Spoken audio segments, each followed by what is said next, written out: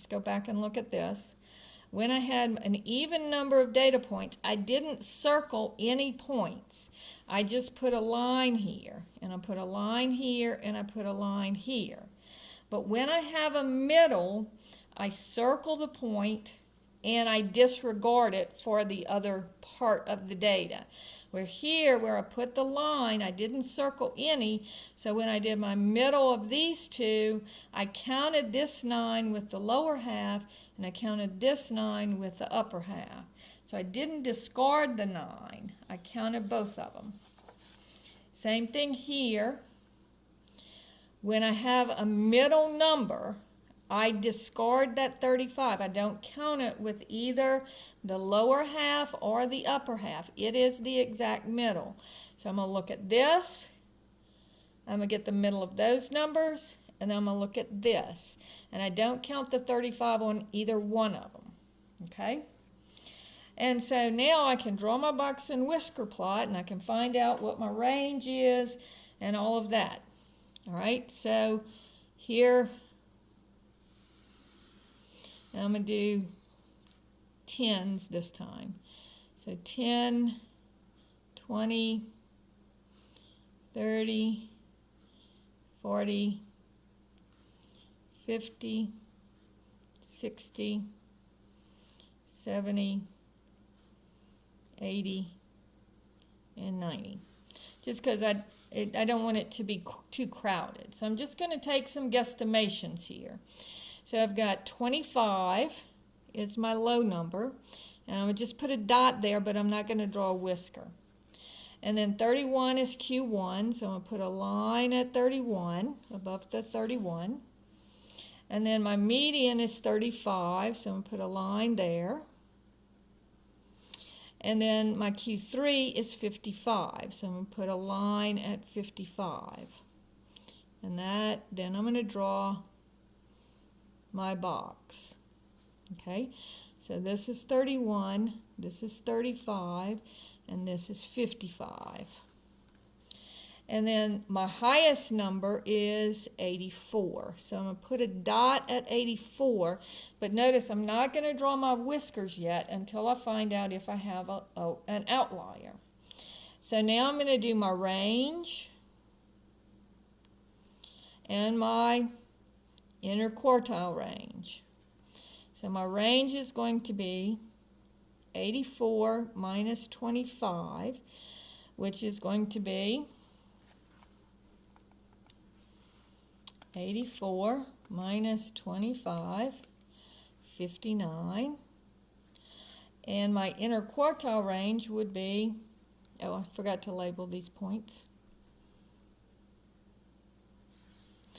My inner quartile range would be what the corners of my box are. So that would be 55 and 31.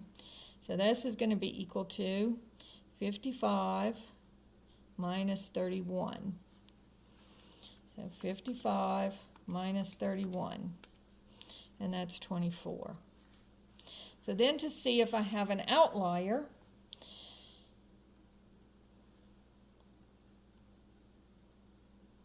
I'm going to say, what is 1.5 times my IQR?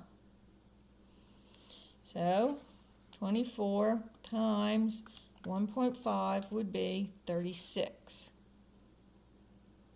All right, so 36 is 1.5 times my inner quartile range. So I'm going to take 31 and subtract, so Q1 minus this 36, and then I'm going to do Q3 plus the 36, all right, to see if I have outliers. So 31 minus 36 would be -5. And I don't have any data points that are negative, so I don't have to worry about that. So notice that this is not a very long whisker, so it's not going to be 1.5 times the inner quartile range. But on this one, I have 55 plus 36, and that's going to be 91. And so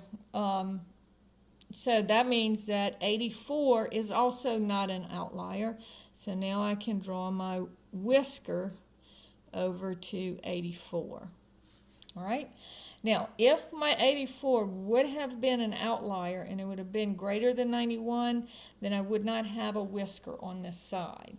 Now, things that you can tell from these box and whisker plots.